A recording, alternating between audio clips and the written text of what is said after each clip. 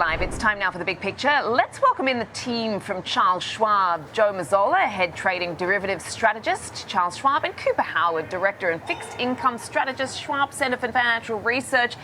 Let's start with you, Joe. We've been talking about a lot of a lack of breadth in this market, concentration risk. There's just a handful of names that, continue to help chug things along. Why is that important? Why are you watching that?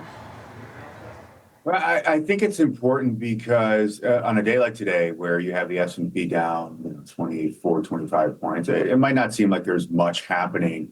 You mentioned the fact that NVIDIA's up, Apple's up, and that's kind of supporting the overall market. But if you look below the surface, it's about a 3-to-1 decline or to advance on the S&P 500, and then even broader on the NYSE. So there's some churn. There's definitely some churn going on. And I think all of this is okay when you're in an environment where earnings continue to grow, interest rates are stable, and everything is setting up for what the market's hoping for. And that's for 2 additional rate cuts and an accommodating Fed. Well, what's interesting about today, Sam, is you get some really good data.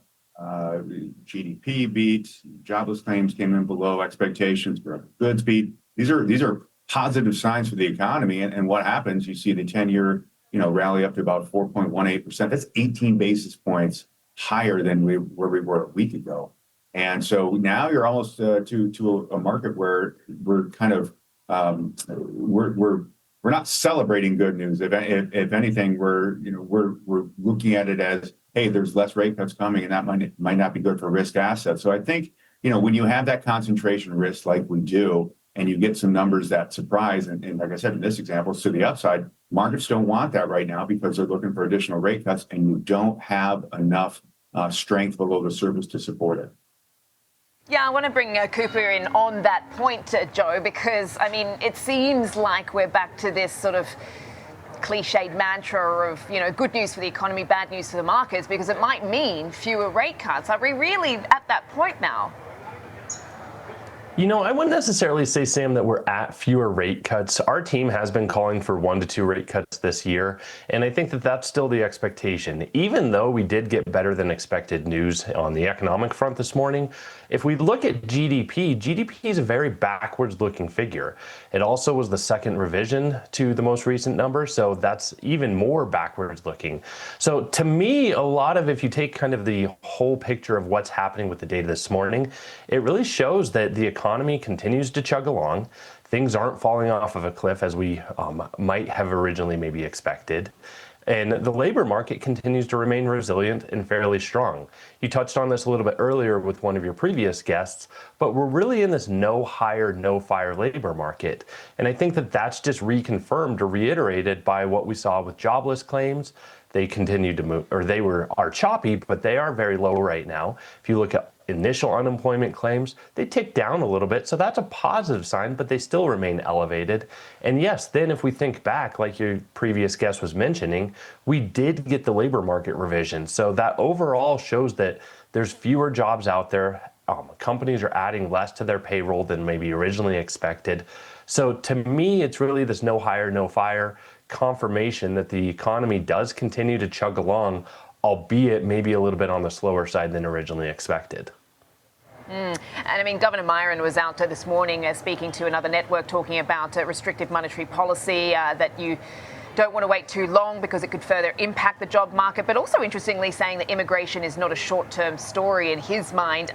Joe, let's just bring you back into the conversation and what we've seen as far as some of the rotation, you could call it, into sort of more defensive parts of the market and sort of that trade. Energy has been a big gainer in recent session, utilities as well. I suppose this is all part of the AI trade because, you need the energy to power all of this stuff. So how are you looking at that? And, do you anticipate that is likely to continue? What was interesting is you talk energy and utilities, and I would say that these have been a little bit more speculative energy and utility type plays. You've seen a lot of breadth expansion within some of the nuclear plays. You've seen a lot of breadth expansion within some of the non-traditional energy components as well too. And a lot of that's been headline driven for some news that's been coming out of the White House, different states that we've been talking about the White House taking with some of the different companies out there. But at the same time, it's interesting to see just how strong those moves have been. I mean, they've been parabolic. What I think is what's important about that is you're really starting to see that kind of trickle down into the retail buyer, and we're starting to see kind of some of that push, maybe some of that upside buying. We see it on the call side. We're seeing that kind of in some of the SKUs and pushing these names. I mean, some of these names have seen 30-40% moves in just in the last couple of weeks alone.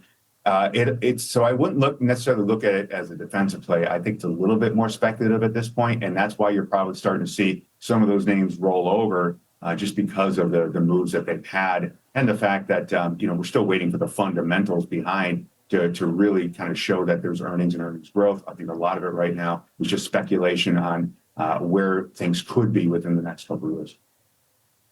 Yeah, and I heard an interesting view out just in recent days that, if you're struggling to find the AI winners and losers here, I mean, perhaps turn your attention to the picks and shovels. Maybe energy is a safe play and a safe bet. So perhaps that's some of what we're seeing. Joe Mazzola, thank you so much. Ahead trading derivatives strategist Charles Schwab, and Cooper Howard, thank you also, director and fixed income strategist Schwab Center for Financial Research. Appreciate both of your time.